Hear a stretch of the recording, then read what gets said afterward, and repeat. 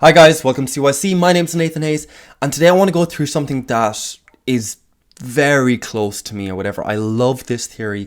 It's called the psychology of parts. I'm not actually going to go through that actual theory today. I will in another video. Today, I just want to go through a basic premise, which is separating you from your body, essentially. I want you to just do like a mind experiment or just kind of meditate on it or like whatever way you want to do it, but just kind of let it sink in and just shape the way you look at just everything. Okay, so what I'm going to ask you to do is to visualize or to imagine or whatever that you are a spirit or consciousness or something that is behind you, and your body then, what is here is your puppet. And that's the separation. That's literally it. Your puppet is your biology and your history and every kind of thing that is that the world has made you. Everything that is kind of destined or predictable, or every time you go on autopilot or whatever, that is all the puppet. And then you are behind. You are not even the watcher. I want you to take like another step back. If your sight is you looking at whatever's in front of you, then there's a watcher or a thinker. And that is the person who, it's like the present mixing in with the past.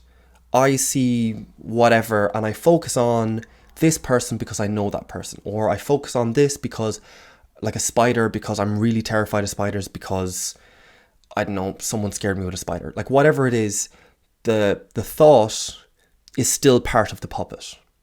You then are the person way behind that just looks at that and goes, geez, that's interesting. Or bloody hell, that's pathetic. Or I can't believe I'm that silly. Or whatever it is, it's judgment.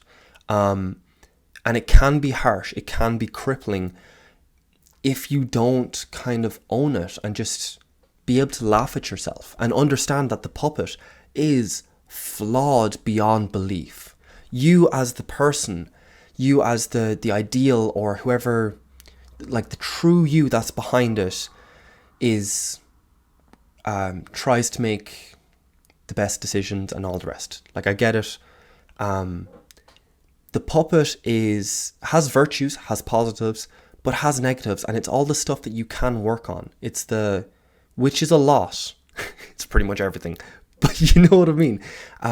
So your habit of being passive aggressive in this situation, that's the puppet because it developed this pattern, and you're just like, screw it, I did it again, didn't I? Feckin' puppet getting in the way. Or you got defensive and you made a joke when someone tried to reach out, and you're just like, man, I could have used the conversation there, and stupid puppet got in the way again.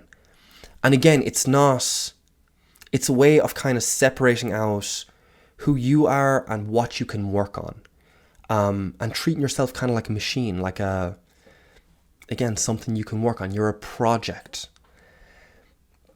And I just find that separation massively handy. Okay, and there's one other thing as well. And that is, it's massively handy for you to try and craft yourself, create yourself, treat yourself like a project, and build yourself in a certain way. And yes, that can feel facetious, fake. It can feel manipulative if you're trying to be more charismatic and more charming and more funny and quick-witted and all the rest, so people like you. You're trying to create yourself. Like, I get it. But if you're honest with yourself, as in, it kind of is. But if you're doing it honestly, and you're not thinking one thing and then saying another, if you're just trying to cultivate the fact that you start thinking of jokes quicker, you start cultivating the fact that you make eye contact better, which is something I currently, in this video, need to practice. And there's all small little habits. Okay, that's for yourself. Really, like, that benefit is massive. Use it for other people and you'll be surprised how understanding and empathetic you can be. When you see someone else lashing out and being stupid or being defensive or being crude and mean and everything else, everything that makes us human, everything that makes us flawed, everything stupid about us. And you see that in another person and you're just like, that's their puppet being stupid. I believe that behind that is an actual good person, because 99% of the times there is always a good person. There is a logic, there's a consciousness behind it that believes it is good. And if you just say that the puppet is just getting in the way, he or she is being like, here's me trying to be nice to them, and they told me to piss off, or they told me, like, who do you think you are? Trying, like, I don't need you, or whatever. I don't need whatever else. And you can call it like a defense mechanism. You can call it, hey, they were built that way, they were whatever. And that, again, that does work. I just find that if you describe it as a puppet and a consciousness, it really helps you separate out the two. And you can totally adore and love the consciousness and just be like, that stupid puppet you're working with, man, you need to work on that stuff. Like, I will give you personal story or like examples, whatever, of like, I have a friend who has a tendency to lie, and I love him to pieces. And I'm just like, yeah, whatever built that into your puppet is stupid, but it doesn't mean you're a bad person. It just means you've this weird feckin' habit and it's irritating, but I know it about you. So therefore I can, like, as long as it's up front, as long as you're not kind of getting like a sneak attack from behind where you think they're really nice and then they just stab you in the back. I get you. That can be very difficult to empathize with and understand. I get it. But on the stuff where you just see it and it's just apparent, this guy has an ego that is massive, or this girl is just totally material, or is vindictive, or is whatever else. This guy is all about power games, or is all about whatever. It doesn't matter. Whatever the flaw, once you see it, once it's up front, you can just say that's a habit he has built, and that is, or a habit the world has built for him, or whatever, but it's the puppet.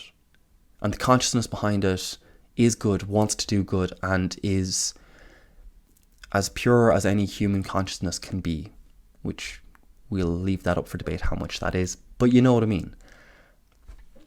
So that's examples, that's kind of articulating the point. I will do the psychology of parts, like a full-on video for this. I would probably revisit this topic and do a better video on it, because as I said, this is one that's really influential, as in, like, it's a big part of the way I kind of look at the world, and it's a big part, or it's a tool I use almost every day. Actually, no, I definitely use it every day. And it's just useful. It's just useful, okay? So that's it. Treat yourself puppet. The puppet is biology, history, every habit, everything that's predictable, everything that's programmed. It's all the cogs and wheels in the machine that is you. And you are the consciousness. The watcher says, that's an interesting thought. That's an interesting connection. Why the hell did I do that? It's like, I suppose, like, mom or dad did something, or whatever the reason is behind it. But you are that totally uninvolved witness. You're not even really participating in it. You're just watching it kind of unfold. And you're just like, that's interesting. Should probably work on that. Or that was a cool connection. Like, we'll work on doing that one again, because that was pretty cool. Again, not just working on the bad, working on the good, all of it. And that's it. Okay, so that's it for today. I will see you again tomorrow. Really try and use this one, I ask, because I love this one. And if I can get you to use this, I can use this language to explain so many different theories and so many different things, where just the puppet analogy is just perfect. It just lets me shortcut to the point. So I really hope this, like, it catches on. Like, you know what I mean? Anyway, that's it. See you guys tomorrow. Have a good one. Bye, guys.